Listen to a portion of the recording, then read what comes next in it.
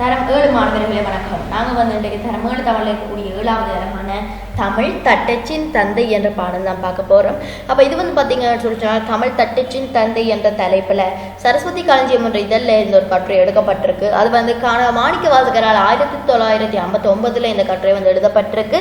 இது வந்து எதை மையமாக கொண்ட கட்டுரை என்று பார்த்தீர்கள் என்று சொல்லி சொன்னால், அதாவது தமிழ் தட்டச்சு விசைப்பலகையை உருவாக்கிய பங்களிப்பினை, அதாவது முத்தையாவினுடைய விசைப்பலகையை உருவாக்கின பங்களிப்பை எடுத்து காட்டும் இந்த கட்டுரைக்கு போகிறோம். அப்போ இதுக்கு போக முன்னம் அனைவரும் எங்களுடைய சேனலை சப்ஸ்கிரைப் பண்ணிட்டு முழுமையாக இருந்த எங்களுடைய வீடியோஸை பார்த்து கொண்டிருங்கள். கடைசியில் வரக்கூடிய கேள்விகளுக்கு விடையளியுங்கள். இப்பொழுது நாங்கள் வீடியோக்குள் போகலாம். ஆங்கிலேயர் அரசியல் நிர்வாகத்தில் சிறந்து விளங்குவதற்கும் ஆங்கில மொழி உலக மொழியானதுக்கும் ஆங்கில தட்டச்சு டைப்ரைட்டர் ஒரு முக்கிய காரணமாகும். 1875 ஆண்டில் ரெமிங்டன் தட்டச்சு வியாபாரத்திற்கு கொண்டு வரப்பட்ட பொழுது வர்த்தக ஸ்தாபனங்களே பெரும்பாலும் அவைகளை வாங்கி உபயோகித்தன. பின்னர் அரசினரும் நிறுவனங்களும் தனி மனிதர்களும் தட்டச்சை விரும்பி வாங்கினார்கள். நாடளவில் ஊற்றுப்பேனாவின் உபயோகம் குறைந்து தமது எண்ணங்களை கைவிரல்களாலேயே பொறிக்கத் தொடங்கிவிட்டனர். இன்று ஆங்கில எழுத்துத்துறையில் உள்ளவர்கள் தட்டச்சிலேயே தங்கள் கருத்துக்களை படிக்கின்றனர். அப்பாருங்கள், அதாவது ஆங்கிலேயர் அரசியல் நிர்வாகத்துல அந்த நிர்வாகத்துல வந்து ஆங்கில மொழி சிறப்பானதாக காணப்பட்டிருக்கு மற்றும் உலகத்திலேயே ஆங்கில மொழி வந்து மிகவும் பிரபல்யமான மொழியாக காணப்படுகின்றது. இப்படிப்பட்ட இந்த ஆங்கில மொழி உலகத்துல சிறந்து விளங்குவதற்கு காரணம் என்னன்னா தட்டச்சு, அதாவது டைப்ரைட்டர் என்று சொல்லி கூறுகின்றான். அப்ப இந்த டைப்ரைட்டர் தான் என்னவா ஆங்கில மொழி உலகம் முழுவதும் சிறந்து விளங்குவதற்கான ஒரு காரணமாக, முக்கிய காரணமாக காணப்படுகிறதா. 1875 ஆண்டுல ரெமிங்டன் என்ற தட்டச்சு வந்து வியாபாரத்துக்கு கொண்டு வரப்பட்டிருக்கு. அந்த ரெமிங்டன் என்ற தட்டச்சுல வந்து பொதுவாக வர்த்தக ஸ்தாபனங்கள் தான் முதல்ல வாங்கி அவற்றை பாவிக்க ஆரம்பிச்சிருக்கணும். அதாவது அவை வந்து வர்த்தக கொண்டு வர தொடங்கின போது வர்த்தக ஸ்தாபனங்கள் அவற்றை வைத்து பயன்படுத்த தொடங்கின.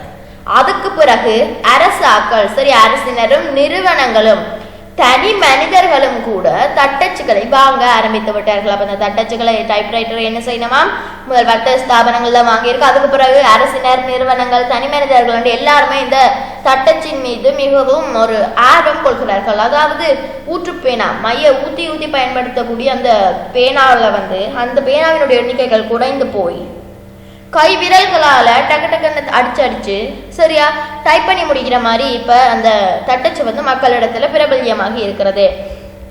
அடுத்ததை பாருங்கள். எழுதும் பொழுது எண்ணத்துடன் எழுதுகோள் விரைந்து செல்வதில்லை. மிக விரைவாக எழுதுபவர்களால் கூட வினாடி ஒன்றிற்கு 20 சொற்களையே அழகாக எழுத முடிகிறது. ஆனால் அச்சடிக்கும் பொழுது சராசரி 40 முதல் 60 சொற்கள் வரை பொறித்து விடலாம்.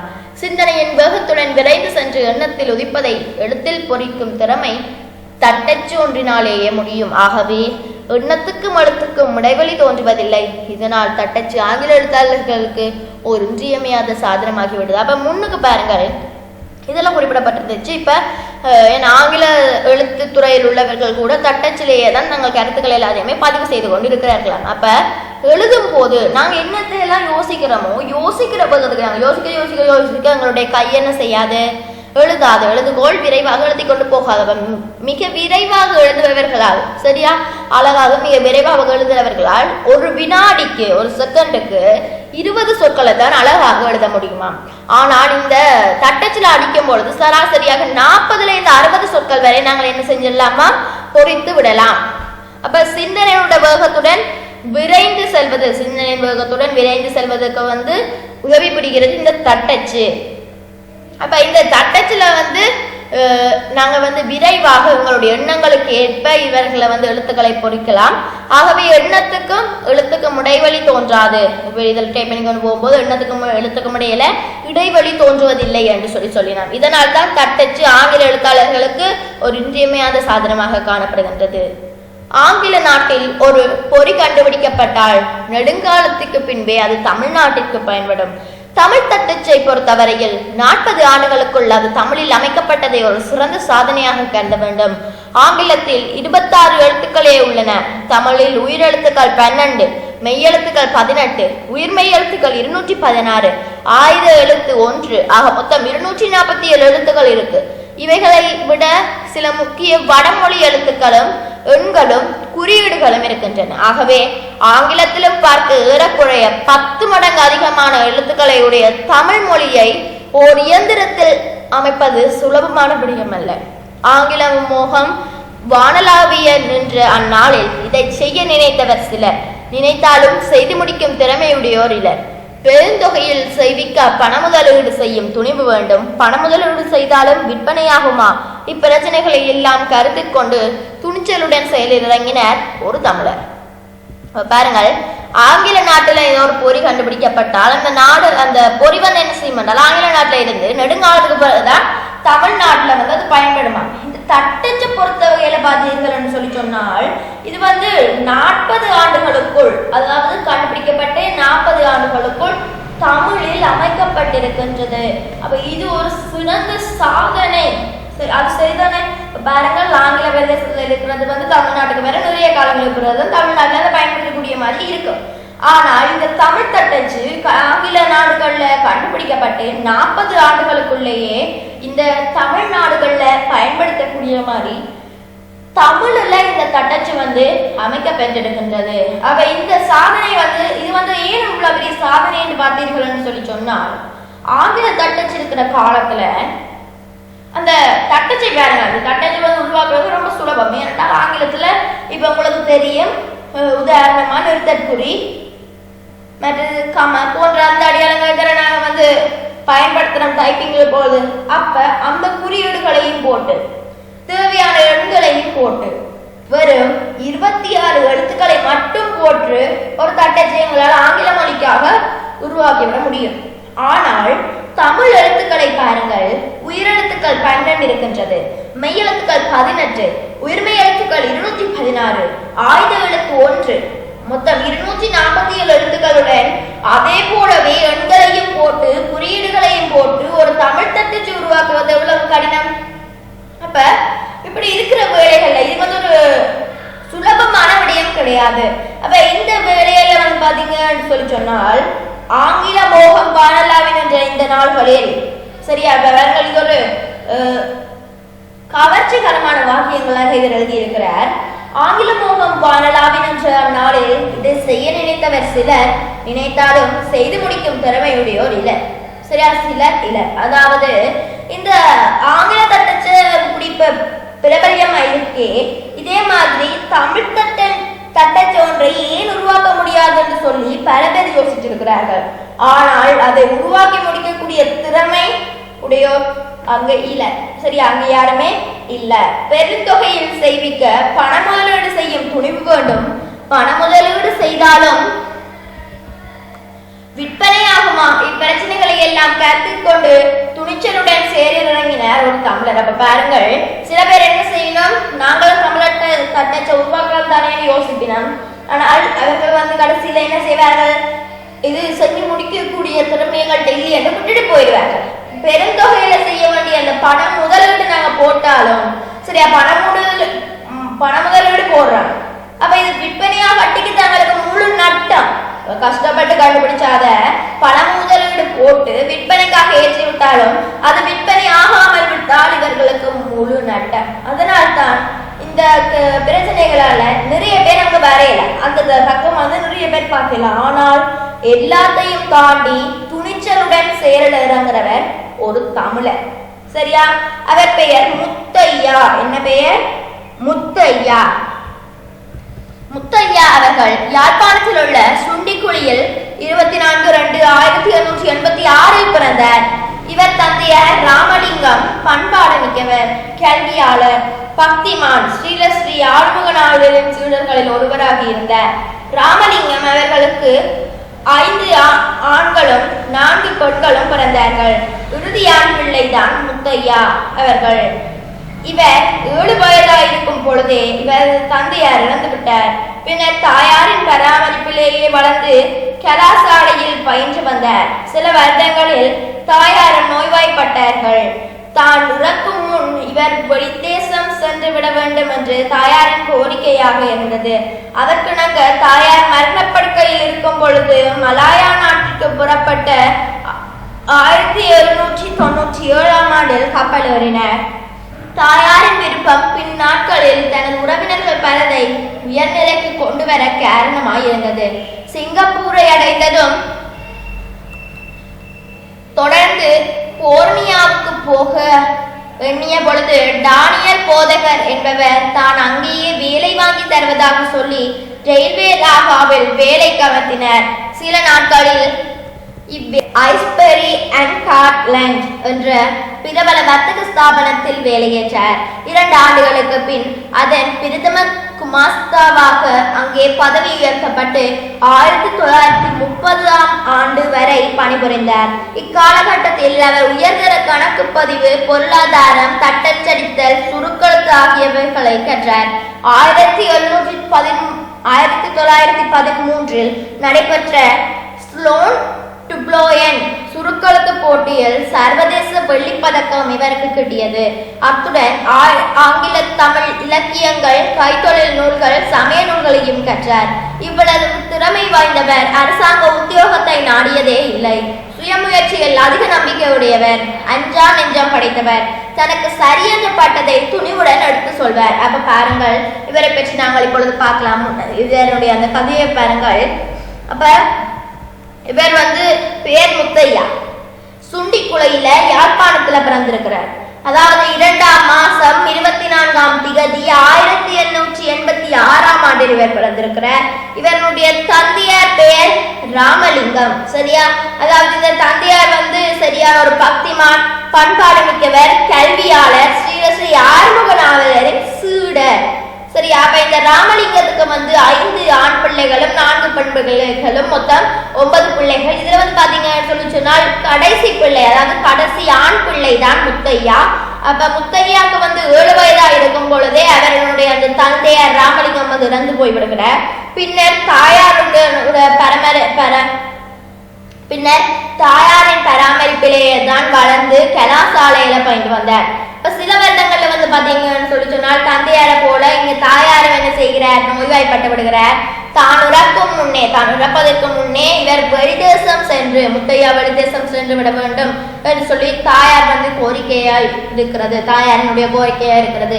அதற்கு நாங்க தாயார் மரணப்படுக்கையில் இருக்கிற வேளைகள்ல மலாயா நாட்டுக்கு புறப்பட 1907ஆம் ஆண்டில் இவர் ஒரு கப்பல் ஏறிக்கொண்டு தாயாரின் விருப்பத்தின்படியே அவர் சரியா தாயாரின் விருப்பம் பின்னாட்கள்ல தனது உறவினர்கள் பலரை உயர்நிலைக்கு கொண்டு வரும் என்றது அவருக்கு காரணமா இருந்திருக்கிறது.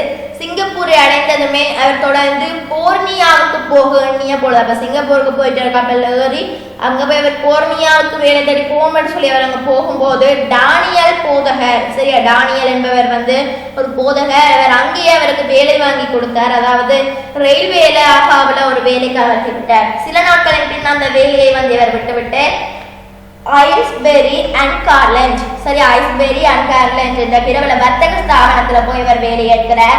2 ஆண்டுகளுக்கு பின் அதனுடைய பிரதம குமாஸ்தாவாக அங்கே பதவி உயர்கிறார். இப்ப பாருங்கள், இப்ப குமாஸ்தானா என்னன்னு பாத்தீங்கன்னு சொல்லி சொன்னால் எழுதுவினைஞர், அதாவது எழுதுபவர். பிரதான குமாஸ்தாவாக இருப்பவர் அங்கே பதவி உயர்த்தப்பட்டு 1930ஆம் ஆண்டு வரை பணிபுரிந்திருக்கிறார். இந்த காலகட்டத்தில் அவர் உயர்தர கணக்கு பதிவுகள், பொருளாதாரம், தட்டச்சடித்தல், சுருக்கெழுத்து ஆகியவற்றை எல்லாம் கற்றுக்கொண்டிருக்கிறார். 1913ஆம் ஆண்டுகள்ல ஸ்லோன்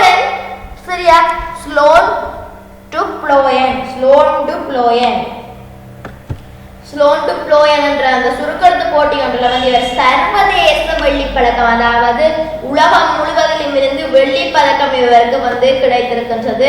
அத்துடன் ஆங்கில தமிழ் இலக்கியங்கள், சரியா ஆங்கிலம் மற்றும் தமிழ் இலக்கியங்கள், கைத்தொழில் நூல்கள், சமய நூல்கள் என்பவற்றை இவர் கற்றிருக்கிறார்.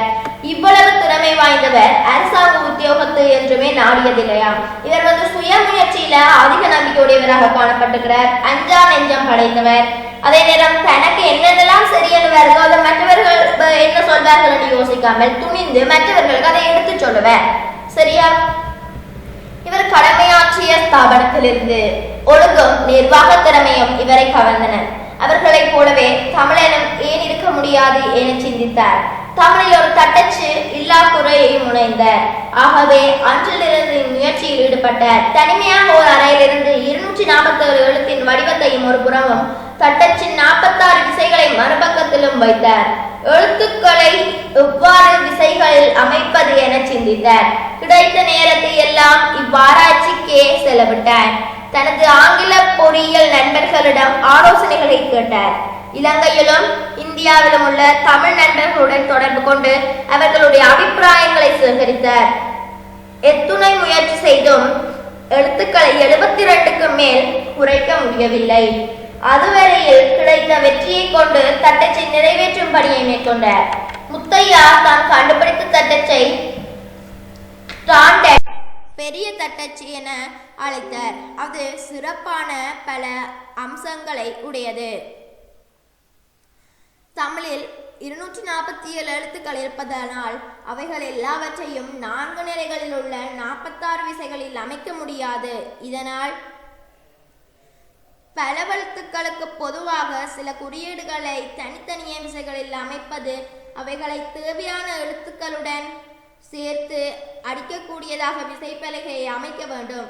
ஆகவே 2 விசைகளை அழுத்திய பின்னரே அச்சை நகரச் செய்ய வேண்டும். பல பரிசோதனைகள் செய்து கடைசியாக நகரா விசையை கண்டுபிடித்தார். அதாவது தீ என்ற இடத்தில் உள்ள விசிறியை அடிக்கும் பொழுது அச்சு நகராது. எஞ்சியுள்ள தாவை அடித்த பின் தான் அச்சு நகரும். மெய்யெழுத்துக்கள் அகர உயிர் சேராத உயிர்மை எழுத்துக்கள் இவ்வாறே அச்சிடப்படுகின்றன.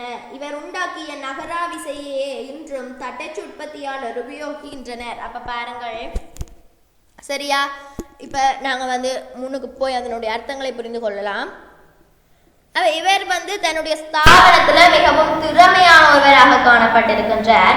அப்ப இவர்களுடைய அந்த இது மற்றவர்களுக்கு கவர்ந்திருக்கு. அதே நேரம் இவர்களுடைய ஸ்தாபனத்துல வேலை செய்த நிர்வாக திறமை மிகுந்தவர்களை இவர் பார்த்திருக்கின்றார். அவர்களை போலவே ஒரு தமிழன் இருக்க முடியாதா என்று சொல்லி அவர் யோசிக்கிறார். தமிழ்ல ஒரு தட்டச்சு இருந்தால் எப்படி இருக்கும்? சரியா? தமிழ்ல ஒரு தட்டச்சு இல்லாத ஒரு குறியை அவர் உணர்கிறார். அதனால் அன்றிலிருந்து தமிழ் தட்டச்சு அமைப்பதற்கான முயற்சியில் முத்தையா ஈடுபடுகிறார். அதாவது பாருங்கள், தமிழ்ல 247 எழுத்துக்கள், மறுபக்கம் பார்க்கிற 46 விசைகளை கொண்ட ஒரு தட்டச்சு. 247 எழுத்துக்களை எப்படி ஒரு 46 விசைகளை கொண்ட ஒரு தட்டச்சில் எப்படி பதிப்பது? இவர் யோசிக்கிறார். கிடைத்த நேரத்தை எல்லாம் இந்த ஆராய்ச்சிக்காகவே செலவிட்டுக் கொண்டிருக்கிறார். தனது ஆங்கில பொறியியல் நண்பர்கள், சரியா, தன்னுடைய ஆங்கில பொறியியல் நண்பர்களுடன் ஆலோசனை கேட்கிறார். இலங்கையிலும் இந்தியாவிலும் இருக்கிற தமிழ் நண்பர்களுடன் தொடர்புகளை கொண்ட அவர்களுடைய அபிப்பிராயங்களை சேகரித்துக் கொண்டிருக்கிறார். எத்தனை முயற்சி செய்தும் எழுத்துக்களை 72க்கு மேல் இவரால் குறைக்க முடியவில்லை. அப்ப அது வரைக்கும் கிடைத்த வெற்றியை கொண்டு தட்டச்சை நிறைவேற்றும் பணியில இவர் ஈடுபடுகிறார். முத்தையா தான் கண்டுபிடித்த தட்டச்சை ஸ்டாண்டர்ட் பெரிய தட்டச்சு என அழைத்தார். அது சிறப்பான பல அம்சங்களை உடையது. தமிழ்ல 247 எழுத்துக்கள் இருப்பதால அவைகள் எல்லாவற்றையும் 4 நிரல்கள் உள்ள 46 விசைகள் அமைக்க முடியாது. இதனால பல எழுத்துக்களுக்கு பொதுவாக உள்ள சில குறியீடுகளை தனித்தனிய விசைகளில் அமைத்து அவற்றுக்கு தேவையான எழுத்துக்களுடன் சேர்த்து அச்சடிக்கக்கூடியதாக விசைப்பலகையை அமைக்க வேண்டும். சரியா? பாருங்கள், 2 விசைகளை அழுத்திய பின்னர் தான் அந்த அச்சு நகருமா. பல பரிசோதனைகளை இவர் செஞ்சிருக்கிறார். நகரா விசையை கண்டுபிடிக்கிறார். அதாவது தீ என்ற எழுத்துல விசிறியை அடிச்சா நகராது. எஞ்சி உள்ள தாவி அடித்த பின்னால் அச்சு நகரும். அப்ப மெய்யெழுத்துக்களும் அகர உயிர் சேராத உயிர்மை எழுத்துக்களும் இவ்வாறே அச்சிடப்படுகின்றன. அப்ப இவர் உண்டாக்கிய நகரா விசையை தன்றும் தட்டச்சுக்கள் உற்பத்தியாளர்கள் உபயோகித்தனர். அப்ப இந்த நகரா விசைனா என்னன்னு பாருங்கள். இப்ப தட்டச்சு இப்படி இதுல பேப்பர் இருக்கும். சரி, நாங்க பேச்சுக்கு போறேன். சரி, இங்க பாருங்கள். அப்ப இதுல லேட்டஸ்ட் எழுத்துக்கள் இருக்கும். அப்ப இதுல பாருங்கள், உதாரணமாக இந்த இடத்துல விசிறி என்பது இருந்தால் இந்த இடத்துல தானா என்பது இருக்கிறது. அப்ப இங்க இதுல ஒவ்வொன்றையும் தட்ட இங்க என்ன செய்யும்? எழுத்துக்கள் ஒரிபட்டு கொண்டு போகும். அப்ப இவர் நகரா விசை என்றதை கண்டுபிடிக்கிறார். என்னென்றால் இப்ப முந்தி பாத்தீங்கன்னா விசிறி அடிச்சா இங்க போயிட்டு அடுத்தது இங்க வந்துடும். அடுத்த நாளே நீ அதை அடிச்சா இங்கதான் வரும். அப்ப இப்படித்தான் வருது. அப்ப இவர் நகரா விசை என்பதை கண்டுபிடிக்கிறார். இதனால என்ன செய்கிறார் சொல்லிட்டு, அதாவது விசிறியை அடிச்சால் அச்சு நகராது. அடுத்துள்ள தானாவை விசிறிக்கு கீழே அடிக்கும் பின்னர் தான் அச்சு நகருகின்றது. சரியா? அப்ப இப்படித்தானே இப்ப பாத்தீங்கன்னு சொல்லி அந்த போன்ல டைப் பண்ணுவீர்களாக இருந்தால், தமிழ்ல போன்ல டைப் பண்ண சொல்லி சொன்னாலும் இப்படித்தான் இருக்கும். அதாவது விசிறியும் இருக்கும், தானா தாவன், அந்த தானா மட்டும் இருக்கும், காணா இருக்கும், சாணா இருக்கும்னு சொல்லி இருக்கும். அப்ப சாணாவை கொடுத்தா விசிறி ஓட போறீங்களா புள்ளி ஓட போறீங்களான்னு சொல்லி கேட்கும். அதே மாதிரி தான் இவர் என்ன செய்கிறாருன்னு சொல்லி சொன்னா, முதல் விசிறியோ புள்ளியோ போட்டுட்டு பேருந்து அதுக்கான மெய்யெழுத்தை தட்டும் பொழுது, அதாவது அந்த குற்றில்லாத அந்த மெய்யெழுத்தை தட்டும் பொழுதுதான் அங்கே வந்து எழுத்துக்கள் வந்து பொறிக்கப்படுகின்றன. அப்ப இப்படி இவர் வந்து என்ன செய்கிறார் என்று சொல்லி சொன்னால், தன்னுடைய தட்டச்சினுடைய முதல் கட்டத்தை இவர் வந்து கடைபிடிக்கிறார். இவர் கடமையாற்றிய ஸ்தாபனத்தில் இதான் பார்த்து நாங்க இப்ப பாத்தீங்கன்னு சொல்லி சொன்னால், அடுத்தது இப்பொழுது இருக்கும் சில தட்டச்சுகளில் இரு கைவிரல்களுக்கும் சமமாக வேலை கொடுக்கப்படுவதில்லை. இக்குறை இவரது தட்டச்சில் தவிர்க்கப்பட்டிருக்கின்றது. தமிழ் எழுத்துக்களில் ய ல க ப ர ம ந ட ச வ ல ர ந டி. பாருங்கள், யல கபரம டனசவல ரணடி ஆகிய எழுத்துக்கள் வந்து அடிக்கடி உபயோகிக்கப்படுவது என்று ஆராய்ச்சியாளர்கள் கண்டுபிடித்திருக்கிறார்கள். அதனால அரசினரின் விசைப்பலகையில வந்து கீழிடத்துல இவை அமைக்கப்பட்டிருக்கும்.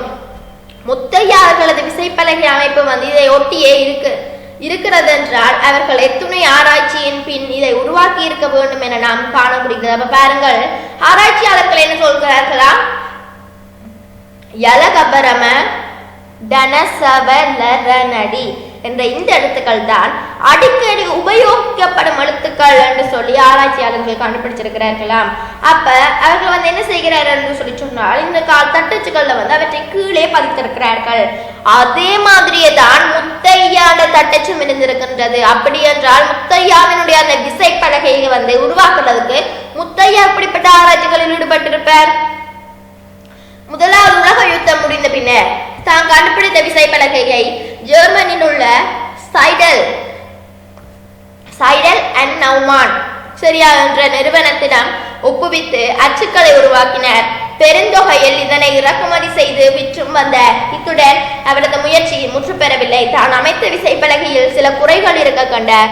அவைகளை நீக்கி பீஜோ, ஐடியல் ஆகிய போர்ட்டபிள் தட்டச்சுக்களை உருவாக்கினார். அப்ப பாருங்கள், இவர் வந்து முதல்ல உருவாக்கினது வந்து சைடல் அண்ட் நௌமான் என்ற நிறுவனத்திடம் ஒப்புவித்து அச்சுக்களை எல்லாம் உருவாக்கி இவர் வந்து விசைப்பலகையை இறக்குமதி செய்து விற்று வந்திருக்கிறார்.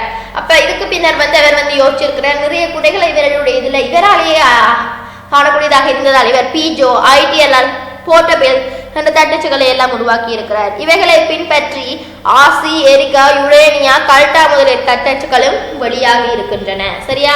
அவர் தமிழ் தட்டச்சின் தந்தை திருவாளர் ஆர் முத்தையா அவர்களின் சேவைகளுக்கு தமிழகம் நன்றி கூட கடமைப்பட்டுள்ளது. இந்த முத்தையாக்கு நாங்கள் என்றும் நன்றி உள்ளவர்களாக காணப்பட வேண்டும்.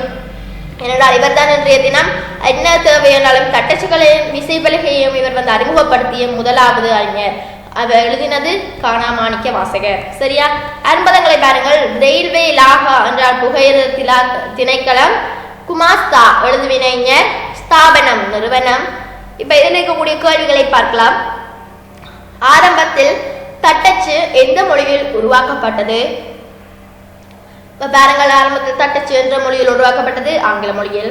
ஸ்ரீ ஆறுமுகநாவலரின் சீடர்களில் ஒருவராக இருந்தவர் யார்? முத்தையா.